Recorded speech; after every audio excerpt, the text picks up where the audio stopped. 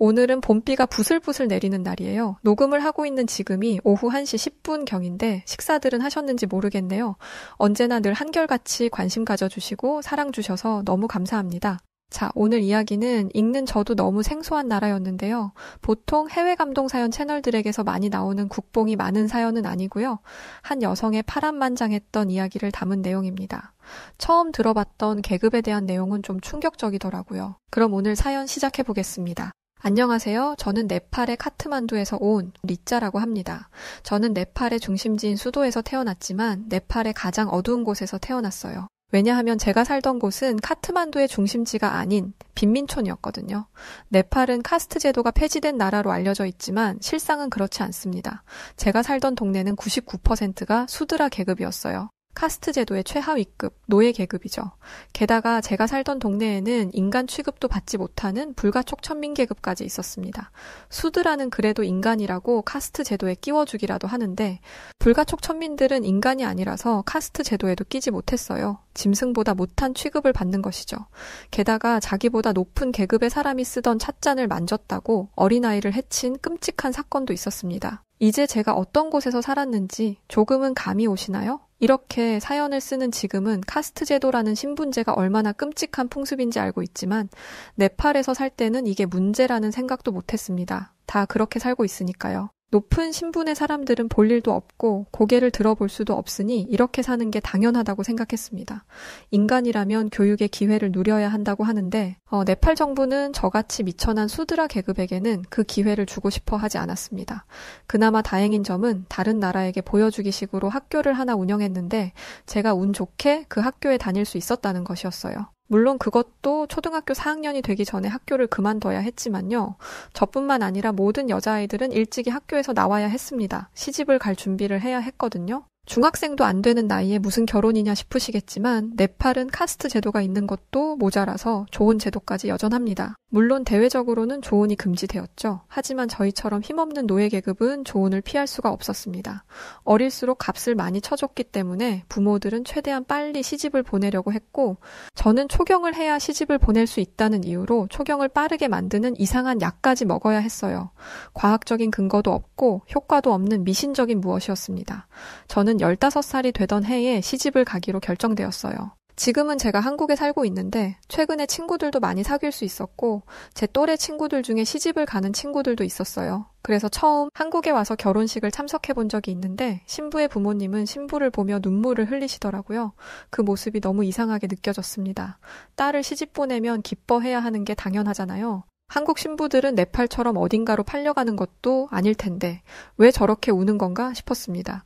그러자 저와 함께 결혼식을 갔던 한국인 친구는 자식이 부모의 품을 떠나서 새로운 가정을 꾸리는 것은 기쁜 일이지만 작디자 같던 그 아이가 장성해서 결혼을 한다니 아쉬운 마음이 들어 저렇게 눈물을 흘리는 것일 거다라고 말해주었습니다. 다시 저의 지난 과거로 거슬러 올라가 보면 네팔에서는 한국과는 정반대였어요. 제 부모님은 저의 결혼이 정해지던 날 기뻐하며 술을 마셨거든요.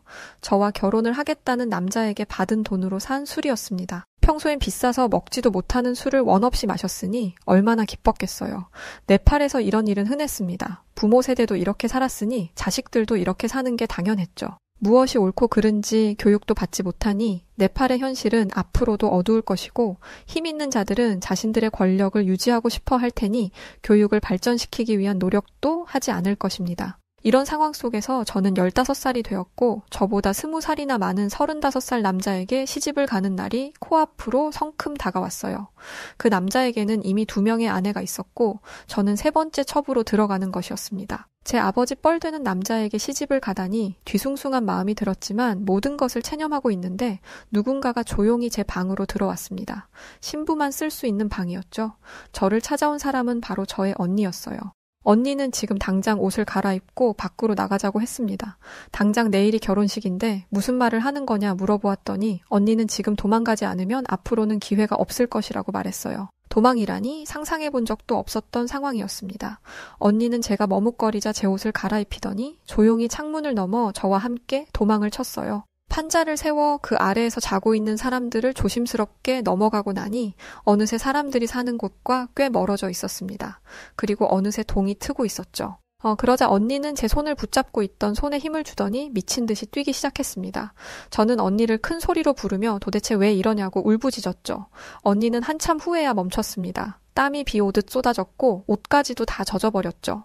언니, 도대체 이게 뭐 하는 거야? 언니의 팔을 뿌리치며 말했습니다. 그러자 언니는 제 팔을 단단히 잡고 단호한 눈빛을 한 채 이 길을 쭉 따라서 걸어가라 말했어요.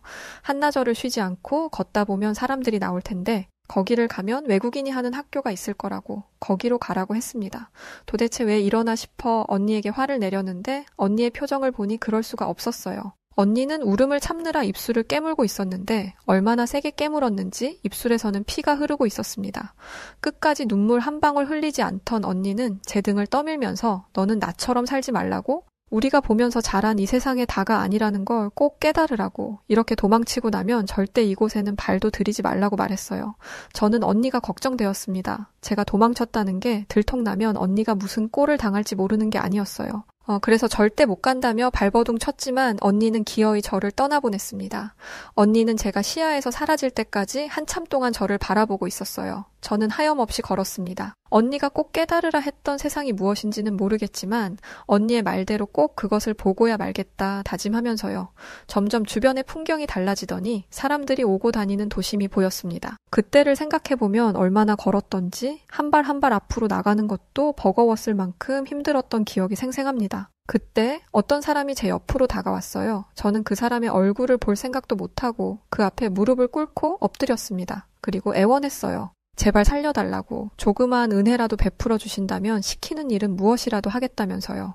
하지만 그 사람의 대답은 듣지 못했습니다. 탈진 상태였기 때문에 곧장 쓰러져 버렸거든요. 제가 눈을 뜬 곳은 누군가의 가정집이었습니다. 제가 신음소리를 내자 누군가가 들어왔는데 저는 그 사람을 보고 깜짝 놀랐습니다.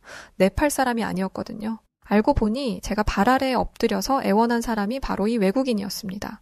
외국 사람을 본 적이 없었던 저는 눈알만 대굴대굴 굴리고 있었는데 그 사람은 유창한 네팔어로 말을 걸어왔습니다. 자기는 한국이라는 나라에서 온 사람인데 네팔에서 여자아이들을 위한 학교를 운영하고 있다고 하더라고요. 그때 만난 한국인 선생님으로 인해서 지금은 한국에서 살게 된 계기가 되었기도 했었어요. 한국인 선생님은 저의 사정을 알고는 저를 학교에서 함께 하자고 하셨지만 저는 학교에 다닐 돈이 없다고 말했습니다. 그러자 그 한국인은 그런 걱정하기 전에 우선 씻고 밥부터 먹는 게 어떻겠냐고 제안했어요. 저는 염치도 없이 배부르게 밥을 먹고 씻기까지 했습니다. 게다가 그 사람이 준 옷으로 갈아입기까지 했죠. 그 옷은 제가 평생 입은 옷 중에서 가장 좋은 옷이었습니다. 결혼 준비를 하며 입었던 신부 옷보다도 훨씬 좋았어요.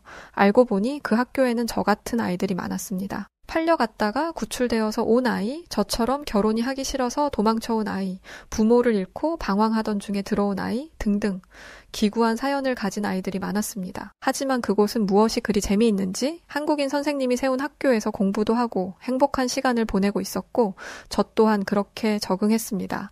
그러던 어느 날 아침, 학교가 평소와 달리 부산스러웠습니다. 선생님 한 분은 몰려있는 아이들을 건물 안으로 들여보내고 있었고 다른 선생님은 정문 앞에서 경찰들과 대화를 나누고 있었어요.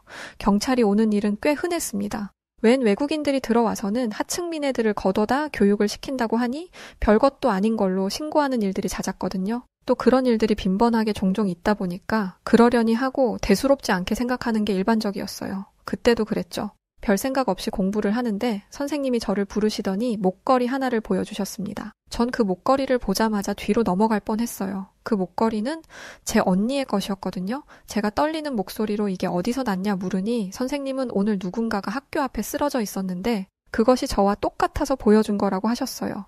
나중에 확인해보니 그 사람은 제 언니가 맞았습니다. 당시 언니의 상태를 자세히 말씀드리지는 못하겠지만 언니는 살기 위해 그곳까지 찾아온 게 분명했어요. 가끔 언니가 생각나곤 합니다. 지금 전 한국에서 이렇게 잘 지내는데 언니랑 함께였음 얼마나 좋았을까 하는 생각이 불현듯 날 때가 많이 있습니다. 옛 기억을 더듬으며 글을 쓰면서도 언니가 너무 보고 싶습니다. 저는 그렇게 언니를 보내주었습니다. 한동안은 밖으로 나오지도 못했어요. 언니가 쓰러져 있었던 그곳을 바라보기만 하면 눈물이 쏟아져 숨도 쉴 수 없었죠. 제가 너무 힘들어하니까 보다 못한 선생님께서는 네팔에 있는 다른 곳으로 저를 보내셨습니다. 다른 한국인이 운영하는 학교였죠. 조금 다른 점이 있다면 기술을 배우는데 좀 더 초점을 준 곳이었어요. 그렇게 1년 정도가 지났을 때 첫 번째 학교의 선생님이 찾아오셨습니다. 지금 있는 곳의 원장님이 말씀하시길 저를 더 좋은 곳에서 교육을 시키고 싶은데 이곳은 직업교육에 초점을 맞추고 있어 제게 더 나은 교육을 해주기가 어렵다고 하셨다 해요. 그렇다고 첫 번째 학교로 갈 수는 없는 노릇이었습니다. 그곳은 제 트라우마가 된 곳이니까요. 첫 번째 학교 선생님이 제안하신 것은 너무나 놀라운 일이었습니다. 저는 제 귀를 의심했어요. 선생님은 제게 한국으로 가서 공부를 하는 게 어떻겠냐 말씀하셨거든요. 그 선생님도 저와 비슷한 일을 겪으셨다더라고요. 하나뿐인 동생을 교통사고로 잃었던 적이 있는데 늘 그게 가슴에 매여 있었던 모양이에요. 어린 나이 부모와 이별하고 저를 구해준 언니마저 제가 잃었던 아이라는 생각이 유독 저에게 마음이 많이 쓰이셨고 다른 아이들과는 조금 다르게 친딸처럼 아껴주셨습니다. 비록 한국어는 선생님에게 배운 간단한 인사뿐이었지만 저는 한국으로 가겠다고, 꼭 가고 싶다고 말씀드렸습니다. 어린 시절 저를 구해줬던 그 한국인 선생님 덕분에 수드라 계급의 하층민 소녀가 네팔을 떠나 한국이라는 선생님의 나라로 갈 수 있게 된 것이었고 그때 당시에 손까지 떨렸을 만큼 뭔가 모르게 저며왔던 마음이 기억이 납니다. 그런데요, 한국인 선생님과 함께 한국으로 가기로 했었는데 선생님과 한국행에 같이 오르지 못했었어요. 지금도 무엇 때문에 그렇게 되었는지는 사실 저는 잘 몰라요. 갑자기 경찰서에 출석 연락이 오더니 경찰서에 억류되었습니다. 저는 불안했어요. 금방 풀려날 거라 생각했던 선생님이 며칠째 못 돌아오셨거든요. 결국 아내 되는 선생님은 제게 먼저 한국에 들어가 있는 게 어떻겠냐고 하셨습니다. 도움을 줄 사람이 있으니 너무 걱정은 말라면서요. 그리곤 아내 선생님께서 남편 일을 해결하고 곧바로 뒤따라 한국으로 갈 거라고 하셨고 공항에 도착하면 도와줄 분께서 기다리고 있을 거라고 이야기해 주셨습니다. 혼자 떠나는 게 너무 무서웠지만 비자 문제라든지 현실적인 문제로 인해 결국 16살의 나이로 비행길에 오르게 되었습니다. 한국에 도착하니 한 중년 여성분이 저를 반갑게 맞이해 주었습니다. 저를 보자마자 꼭 끌어안아주며 어리숙한 네팔어로 고생 많았다, 한국에 온 걸 축하해 라고 인사해 주었죠.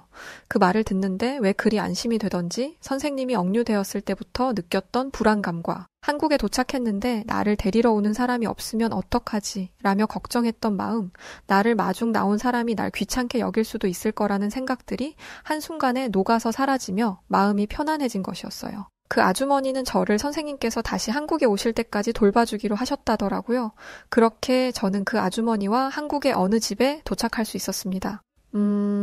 지금 생각해보면 한국에 처음 도착했을 때 그냥 어리둥절했던 것 같아요. 좋은 건지 나쁜 건지도 잘 몰랐던 시절이었고 네팔 오지마을에서 온 터라 정말 아무것도 몰랐으니까요. 그렇게 한국에서 아주머니와 한 일주일 정도 지냈던 것 같은데 아주머니는 친딸 돌봐주시듯 따뜻하게 잘 대해줬어요.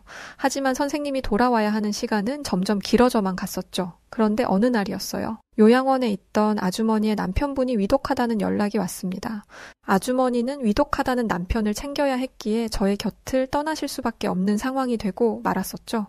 그날 아주머니는 저를 데리고 마트에 가셔서 먹을 것과 필요한 물품들을 잔뜩 구매하셨어요.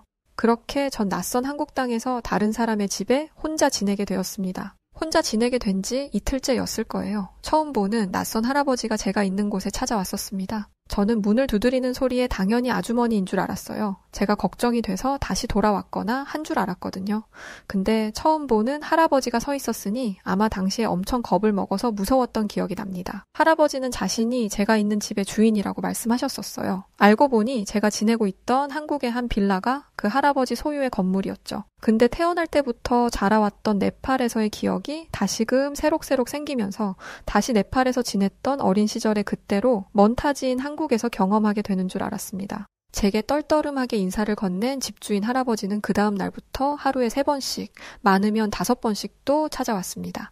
청소는 잘하고 있냐, 집에 누구 데려온 적은 없냐, 밥은 해먹고 사는 거냐 등등 별의 별걸 다 물어보시더라고요. 제가 어떻게 사는지 일거수일투족을 다 알고 싶다는 것, 마냥 엄청나게 사소한 것까지 캐묻곤 하셨습니다. 당시에는 한국어를 못 알아들었으니 당연히 소통에 문제가 있었습니다. 집주인 할아버지는 귀찮지도 않으신지 저 질문들을 번역해서 핸드폰에 저장을 한 뒤에 그걸 틀어서 제게 들려주었습니다. 무서움에 계속 네팔에서의 트라우마가 떠올랐어요. 네팔에서도 비슷한 경험을 해본 적이 있었기 때문이었죠. 당시에 저와 결혼할 남자의 부모였는데 제가 어디서 무슨 짓을 하는지 모른다며 누구를 만나고 다니는지 사사건건이 간섭했었고, 결혼해서 집안일은 잘할 것 같은지, 나가서 돈은 잘 벌 것 같은지를 알기 위해 청소는 어떻게 하는지 저희 집에 쳐들어와서 감시하기까지 했습니다. 심지어는 자식을 잘 낳을 수 있는지도 확인해 보겠다며 수치스러운 일까지도 서슴지 않았죠. 그렇다 보니 집주인 할아버지가 매일 같이 저를 찾아오는 게 미치도록 싫으면서도 무서웠습니다. 그 할아버지는 네팔에서 온 낯선 여자아이인 저를 신기해 하시면서도 의심하는 것 같았습니다. 제가 집을 엉망으로 만들고 이상한 사람들을 데려와서 소음을 만들거나 분위기를 해칠 거라고 생각한 것 같아요. 그렇지 않고서야 집안을 기웃거리며 확인하고 오늘 무슨 일 있었던 거 아니지? 라고 질문하는 것을 매일 같이 하지는 않았겠죠. 이뿐만이 아니었습니다. 제가 요리라도 하려고 하면 어떻게 아시고는 바로 찾아와서 집에 불이라도 나면 어쩌려고 가스레인지에 손을 대냐면서 나무라기까지 했어요. 제가 배가 고파서 음식을 해먹으려고 그랬다면서 할아버지께 설명을 드리면 할아버지는 곧장 제 손에 음식을 쥐어주시고는 자리를 떠나셨었습니다. 아는 이도 없어 늘 집에 혼자 지내야 했고 하루에도 수십 번씩 정말 많이 울었어요. 저를 돌봐주시던 아주머니가 너무 보고 싶었고 네팔에서 저를 구해주었던 선생님도 너무 보고 싶었습니다. 하지만 지금 저는 낯선 집에 홀로 지내는 타지의 외국인 소녀였고 그런 제가 있는 곳을 수시로 찾아오는 할아버지까지 이게 현실이었습니다. 쓰러진 남편에게 갔던 아주머니가 매일같이 집 전화로 연락을 주기는 하셨지만 그분도 네팔어는 전혀 못하시다 보니 이런 상황을 말씀드릴 수가 없었어요. 네, 저는 많이 외로웠고 힘들었었습니다. 밤이 되면 세상을 떠난 언니가 상처투성이가 된 채로 제 꿈에 나타났고 저를 나이 많은 남자에게 시집 보내면서 돈을 받았던 네팔 부모님과 저보다 20살이나 많았던 무섭게 생겼던 당시 예비 남편이 끝도 없이 저를 쫓아오는 악몽 같은 꿈을 꾸기도 했습니다. 그날은 평소보다 더 지독한 꿈을 꾼 날이었어요. 그래서인지 몸에 열이 나고 누워있던 방바닥에서 일어나질 못했었습니다. 그리곤 여느 때와 다름없이 집주인 할아버지가 찾아왔죠.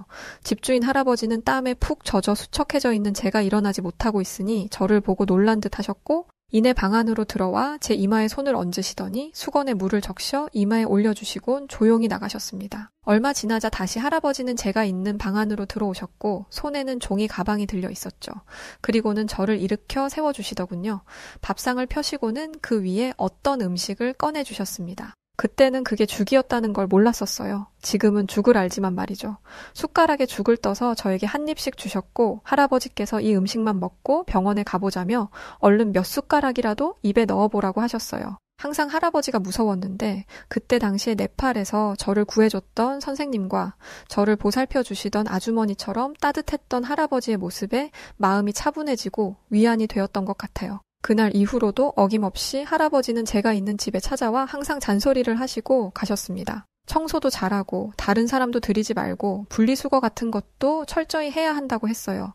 그러고는 집 상태도 안 좋아 보이니 본인이 집에 들어가서 확인도 좀 하고 치울 건 좀 치워주겠다며 가끔 도와주시기도 했습니다. 그렇게 많은 시간을 그 낯선 한국인 할아버지의 관심을 받으면서 지낼 수 있었어요. 지금 와서 생각해보면 16 네팔 소녀 때부터 만났던 한국인 분들은 하나같이 도움을 주었으면 주었지 저를 이용하려거나 저에게 해를 끼치려는 분들은 만나지 못했던 것 같아요. 할아버지와도 함께 얼굴을 마주하며 보내는 시간들이 길어지니 그 무서웠던 한국인 할아버지와도 가까워져서 가끔 제가 어수룩한 한국말로 농담이라도 건네면 할아버지는 항상 이놈의 자식이 이라면서 제 머리를 꽁하고 쥐어박으셨었던 기억도 납니다. 한국말도 할아버지가 자기 아들 가르칠 때 썼던 공부책이라면서 가져오셔서는 알려주시고는 했었어요. 할아버지 덕분에 한국어도 많이 배울 수 있었고 말이죠. 하루는 제가 할아버지께 왜 한국 사람들은 낯선 사람들을 잘 도와주는 건지 물어봤던 적이 있어요. 그도 그럴 것이 전 항상 한국 분들의 도움만 받으면서 지내왔으니까요. 그러자 할아버지는 이웃이 어떻게 살고 있는지 관심을 가지고 도움을 주는 건 당연한 것이라고 했습니다. 그러면서 한국의 이웃사촌이라는 개념을 알려주었어요. 사촌은 피를 나눈 사람들에게만 쓰는 단어인데 가까이 사는 사람마저도 피를 나눈 가족처럼 생각한다는 뜻으로 이웃사촌이라는 말을 사용한다는 것이었죠. 그러니까 집주인 할아버지께서는 저를 가족처럼 여기고 있었던 것이었습니다. 할아버지의 진짜 마음을 알고 나니 이 세상에 혼자 남은 것처럼 느껴져 외롭고 무서웠던 마음이 편해지는 것을 느꼈습니다. 그날 이후로 할아버지와 함께 한국의 전통시장도 돌아다니고 맛있는 게 길에서 팔거나 하면 항상 할아버지는 저에게 음식을 사 먹이시곤 했었습니다. 할아버지도 제가 많이 이제는 가깝게 생각하셨는지 어딜 가시든 저를 데리고 다니셨어요. 그러면서 물건을 사는 법, 돈을 세는 방법, 꼭 필요한 생필품들을 알려주시고 고향이 그리울 때면 해먹을 수 있게 네팔 음식을 사는 거나 재료를 구할 수 있는 상점을 알아봐 주시기도 하셨죠. 그러던 어느 날 저는 정말 믿기 힘든 순간을 만나게 되었었는데요. 네팔에 억류되었던 선생님이 한국에 귀국하시면서 제가 있던 집으로 한국인 선생님과 아내 선생님께서 오신 것이었어요. 저는 한국인 선생님의 얼굴을 보자마자 뛰어가 안겨 펑펑 울었었습니다. 한국인 선생님께서도 그런 저를 꼭 껴안아 주시면서 혼자 고생 많이 했다면서 이제는 괜찮다며 저를 토닥여 주셨습니다. 그런데 제가 정말 믿기 힘들어 했던 순간은 그때가 아니었습니다. 한국인 선생님과 만나 펑펑 울고 있던 그때 집으로 그 집주인 할아버지가 들어오셨던 거예요. 너무 놀랐던 게 한국인 선생님께서 그 할아버지를 보시고는 아버지하고 부르시는 게 아니겠어요? 네. 맞아요. 알고 봤더니 그 할아버지는 한국인 선생님의 아버지였던 거였죠. 할아버지도 선생님에게 연락을 받고 제가 누구인지, 어디서 온 건지, 어떤 상황인지 알고는 계셨다고 합니다. 아주머니가 돌봐주실 때는 큰 걱정을 하지 않으셨다가 아주머니가 집을 비워야 하는 상황이 되니까 혼자 있을 제가 걱정되셨다고 해요. 하지만 다 늙은 할아버지가 뜬금없이 나타나 뭘 해주기도 그렇고 해서 할아버지도 저를 찾아오실 때마다 속으로는 굉장히 조심스러우셨다고 합니다. 지금 저는 한 해만 더 있으면 30대에 접어듭니다. 네팔에서 온 낯선 소녀를 지켜주셨던 우리 할아버지는 지금 세상을 떠나 하늘나라에 계십니다. 늘 할아버지가 보고 싶을 때면 한국인 선생님, 아니죠. 저희 아버지와 함께 할아버지가 계신 추모공원에 인사를 드리러 갑니다. 네팔에서 저를 구해주셨던 한국인 선생님과 아내 선생님께서는 지금 저의 아버지와 어머니가 되어주셨어요. 할아버지가 세상을 떠나시기 전까지 얼마나 행복한 삶을 살았는지 모릅니다. 할아버지도 생전 없을 거라고 여겼던 손주딸이 생겼다면서 항상 시장에서 옛날 과자를 사셔서 몰래 주시곤 했었는데 그 모습을 지금 어머니에게 들키는 날이면 항상 엄마에게 혼이 나시기도 했었어요. 왜 그렇게 단 걸 애한테 주냐면서요. 그런데 그러시면서도 항상 우리 할아버지는 달고 맛있는 게 생기시면 늘 저에게 가져다 주시곤 했었습니다. 엄마한테 들켜 할아버지와 제가 혼이 날 때면 할아버지와 저는 손잡고 엄마를 피해 도망가면서 배꼽이 빠져라 웃었던 기억들도 제 머릿속에 고스란히 남아 있습니다. 네, 오늘 사연은 일단 여기까지고요. 네팔 소녀 리짜 씨가 할아버지에게 보내는 짧은 음성 메시지도 함께 보내주셨어요. 할아버지 항상 저를 위해 많은 것을 주셔서 감사합니다. 하늘에서 언제나 지켜보고 있는 거죠? 오늘따라 할아버지가 많이 보고 싶어요. 거기서도 늘 아프지 말고 항상 행복해야 해요. 알았죠? 자, 오늘 이야기는 여기까지입니다. 오늘 사연 어떻게 들으셨나요? 읽으면서도 마음이 많이 뭉클한 느낌을 받았어요. 리짜 씨의 말씀대로 할아버지께서도 하늘에서 늘 리짜 씨를 지켜봐 주시고 계실 겁니다. 오늘 영상이 재밌고 감동적이셨다면 구독과 좋아요, 알림 설정 부탁드리고요. 그럼 긴 영상 시청해주신 우리 구독자분들 모두 감사드립니다. 지금까지 다양한 사연들을 읽어드리는 여우튜브 송은지였습니다. 감사합니다.